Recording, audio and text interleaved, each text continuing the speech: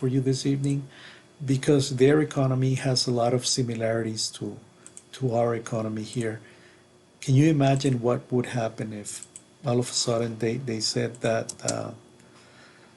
we couldn't use certain banknotes, so it would be a disaster. Hey guys, how are you? Good evening. There is an article on cashless societies that I would love to share with you this evening. We're just like any other with any other article, we're gonna read it just from the beginning to the end. Step one, marathon, I call it because we're not gonna worry about difficult vocabulary, pronunciation, meaning of words, anything like that. Our objective is to get from the beginning to the end. The the name of the article is The Illegal Workarounds. Uh, these are the illegal workarounds to India's cashless chaos. Very interesting article, so let's get started here. The black money backlash. These are the illegal workarounds to India's cashless chaos. Over 2 weeks after India's abrupt demonetization of high denomination banknotes on November 8th, the cash-driven economy still remains largely in a state of standstill, particularly the rural parts of the nation, with the government's attempts to restock banks with new cash, even with the use of army helicopters, have failed to renormalize commerce. As a result, the local population of business owners unable to spend or deposit their sackfuls of large banknotes amid India's crackdown on hoarding cash is taking matters into its own hands, as the WSJ explains. Has started paying employees a month of salary in advance, bringing up bogus sales and even buying gold they can smuggle overseas to get rid of stashed money or conceal its source. The problem is that such workarounds are illegal and threaten to undercut the very premise behind Prime Minister Narendra Modi's shocking move to cancel India's highest denomination rupee bills, which was meant to punish tax evaders and other criminals and bring more of the nation's 2 trillion economy out of the shadows. As we explained previously, it was also meant to eliminate as much as 50 billion or more of the country's debt. And as the paper notes, if Mr. Modi's unprecedented social engineering project fails to net too many of the biggest tax cheats, he risks further incurring the wrath of Indians already frustrated with the pain of economic dislocation the experiment has brought about in its first 2 weeks. According to some, Modi is already on the defensive. Canceling these 500 and 1,000 rupee notes has caused inconvenience to you, the Prime Minister said at a recent rally, but some people's whole life has been ruined. That is how I have punished them, because they looted the poor, the middle class, they looted your money to run their business. That is why I launched this fight. On one hand, Modi's move was somewhat justified. As a mostly cash-based economy, it is relatively easy to engage in all cash transactions, which leave no trace and thus lead to no taxes. Tax officials in India have for decades played testy games of cat and mouse with rich individuals and businessmen who accumulate wealth off the books and store it as real estate, jewelry, financial assets, and cash stuffed in wardrobes. It also explains why India was until recently the largest importer of gold in the world, at least until China's recent ascent to the top spot. In a stunning statistic, only around 20 million individuals and families, or around 1.6% of the country's population, paid any income tax in 2013. Government revenue from income tax is less than 6% of the size of the economy in India. In advanced nations, the average is around 12%. So in an attempt to overturn the existing system, one where vast amounts of wealth were concentrated in inert cash, Modi launches the biggest demonetization experiment in modern history, requiring Indians to exchange their big bills at banks for newly created ones, or suffer a quiet, potentially catastrophic financial loss. Was the Prime Minister's way of forcing hidden riches to the surface. Therefore, or their authorities would be watching, ready to examine large cash deposits, or at least in theory, the exchange process has been plagued with inefficiencies, shortages, massive lines, in some cases even casualties. While millions of Indians have heeded the call of more than 80 billion in old bills has been exchanged or deposited since November 8th announcement, this is insufficient and represents just 40% of the value of all large rupee bills in circulation.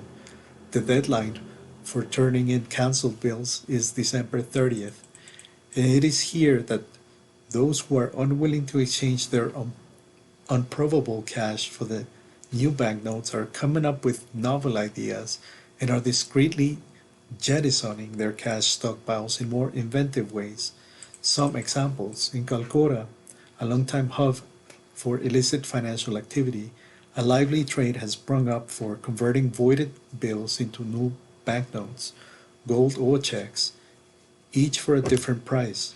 Tax officials say some people are buying gold with old notes and smuggling it out of the country where it can be resold for hard currency. Recently, a man was caught trying to bring 2.5 kilograms of gold, worth nearly $100,000, on a Mumbai to Dubai flight, usually in India.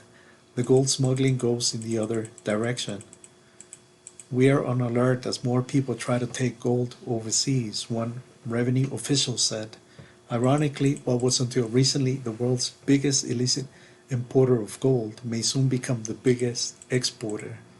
A retailer in northeastern India said he helped account for his cash pile by writing up invoices showing non-existent past sales.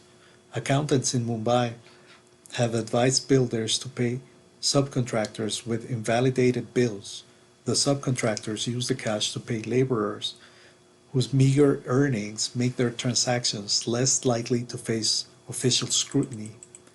Any poor person right now in India is useful for tax dodges, whose money is just going to evaporate, said Pashank Thakur, a former income tax officer in Calcutta. Enough rich Indians were enlisting others to redeem small batches of cash at multiple bank branches that the Ministry of Finance last week ordered banks to mark people's fingers with indelible ink when they come in to exchange old bills. This safeguard, which India also uses to prevent people from voting more than once during election, hasn't proved airtight. This week, outside the dingy auto parts store behind a bank, New Delhi people were using diluted battery acid to wipe the ink off their fingers. The shop's owner wouldn't say whether he sold them the acid. In what may be the biggest problem for Modi's grand plan, one which every other developing nation will face, in India, if there are 5 people thinking about making a law, there are 50 people thinking about breaking that law, said Mukesh Bhutani, managing partner at BMR Legal, a New Delhi-based law firm. To be sure, when it comes to finding loopholes, Modi's cash exchange, the local population has truly impressed with its unique, if illegal, schemes. Disposing of bigger bankrolls requires even greater ingenuity. One cooking gas distributor in the northern state of Uttar Pradesh ticked off the many ways he unloaded his cash of 7 million rupees, or around $100,000. His connections at banks helped them deposit around 500,000 rupees in old bills, backdating the transactions so they appear to have gone through before the banknotes were cancelled on November 9th. The priest at a local temple accepted 35,000 rupees and gave it back to him in 100 rupee notes, he said. He also paid more than 40 of his employees, laborers, accountants, guards, and drivers months of salary and bonuses in advance. My security guard was overjoyed, the businessman said. While such leaks may prevent authorities from ever nabbing many Indians who sidestep taxes, some economists say that they could also be cushioning the immediate blow dealt by the currency squeeze, which has choked off cash-based commerce this month. Launder bills, unlike those kept under mattresses, remain in the economy for others to spend. That helps prevent the money supply from contracting too severely. But the biggest problem, as Sokjan explained last week, is that the longer the Modi's conversion draws out, the greater the, the hit to the economy. If the black economy was contributing 10 or 20% or even 50% of GDP growth, and if you wipe that portion of the economy, it is obvious to have a negative impact, said Nikhil Gupta, an economist at Motilal Oswal Securities in Mumbai. For a country which is expected to have the fastest economic growth rate in 2017, this could be a major issue, not only economically but also politically and socially. Should it lead to an economic slowdown or even worse, recession, I'm sorry.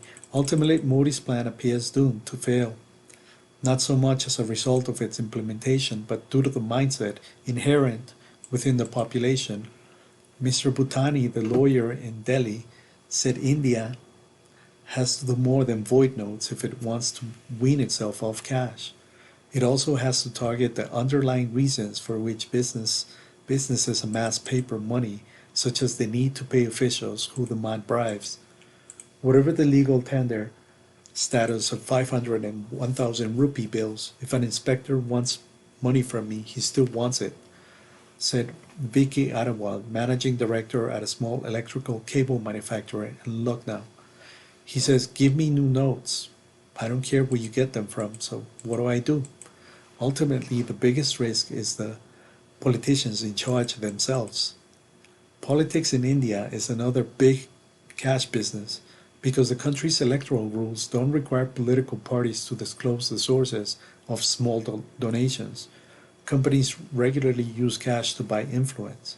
Parties then use the cash to buy votes ahead of elections. The currency replacement is just a spring cleaning exercise, said Jagdeep Jokar, co-founder of New Delhi-based Association for Democratic Reforms, which advocates for greater transparency in party financing.